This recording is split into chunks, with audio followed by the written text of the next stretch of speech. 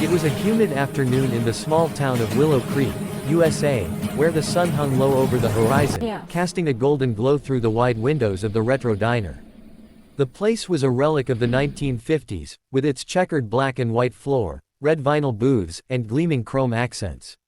The air smelled of freshly brewed coffee, sizzling bacon, and the faint sweetness of milkshakes. Laughter and clinking dishes filled the space as locals trickled in and out, seeking refuge from the heat or a quick bite before heading home.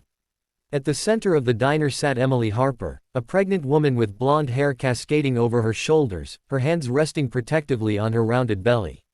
She wore a soft maroon jacket over a white blouse, her expression a mix of exhaustion and quiet anticipation. Across from her was an untouched plate of pancakes drizzled with syrup, a small vase of red roses adding a touch of warmth to the table.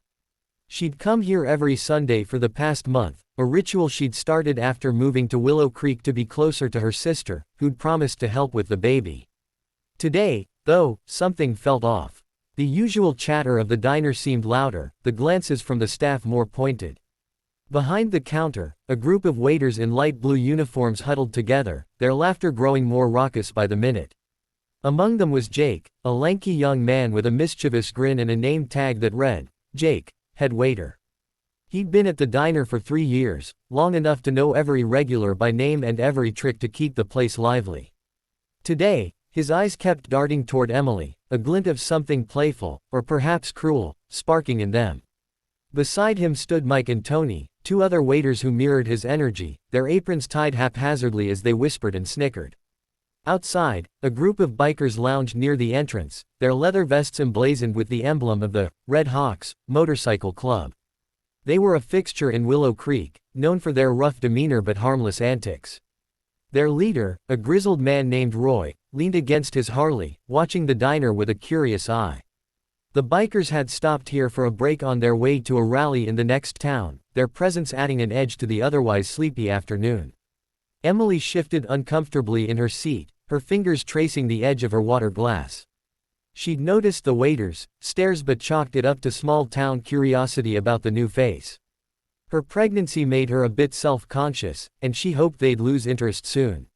She reached for her milkshake, taking a small sip, when a shadow fell over her table. Before she could look up, a cold splash of water hit her head, soaking her hair and trickling down her face. Gasps erupted around the diner as she froze, water dripping onto her blouse. Laughter broke out behind the counter. Jake stood there, an empty pitcher in hand, his face split with a wide grin. "Oops, slipped right out of my hand," he called, barely containing his amusement. Mike and Tony doubled over, clutching their sides, while the other patrons exchanged uneasy glances. Emily's cheeks flushed red, her hands trembling as she wiped at her face with a napkin. She wanted to scream, to demand an apology, but the shock pinned her to her seat. From the back of the diner, an older woman named Clara, a regular who'd seen decades of diner drama, stood up. Her gray hair was pulled into a tight bun, and her voice carried a stern authority. "Jake, what in the world do you think you're doing? That's no way to treat a customer, especially not a lady in her condition." Her words cut through the laughter, and the room fell silent. The bikers outside turned their heads, Roy stepping closer to the window to peer inside. Jake's grin faltered, but he shrugged, trying to play it off. "Just a little fun, Clara. She'll dry off. No harm done." He turned to walk away, but Emily's voice stopped him. It was soft at first, then grew firm. "No harm. You think this is funny." She stood, water still dripping from her hair, her hands clenched into fists. "I came here for a quiet meal, and you humiliate me for no reason." The tension in the diner thickened. Mike and Tony exchanged looks, their laughter dying out. Clara marched over to Emily's table, grabbing a stack of napkins and handing them to her. "Don't you worry, dear.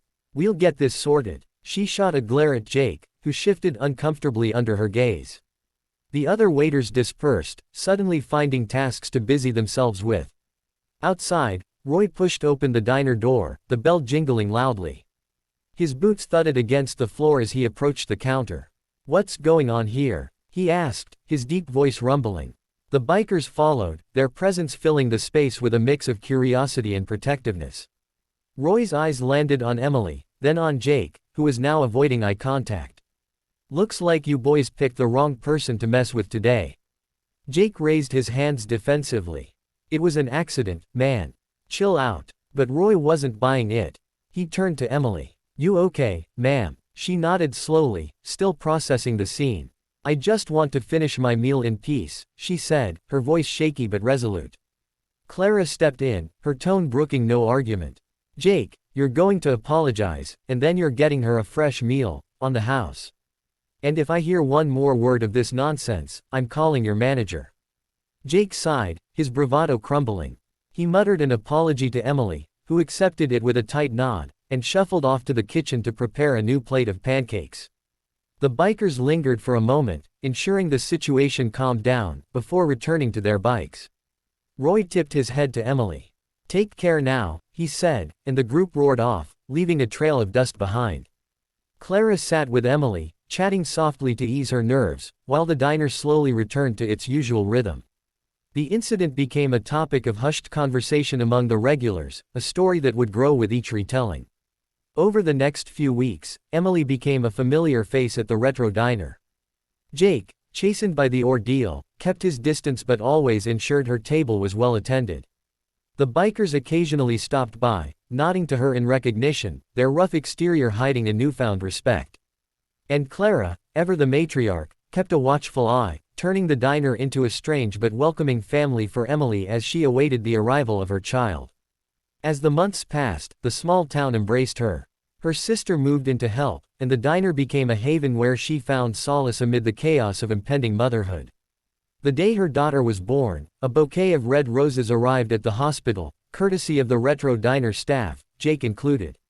It was a small gesture, but it marked the beginning of a new chapter, one where the spilled water was just a memory, washed away by the warmth of a community that had, in its own quirky way, come together for her.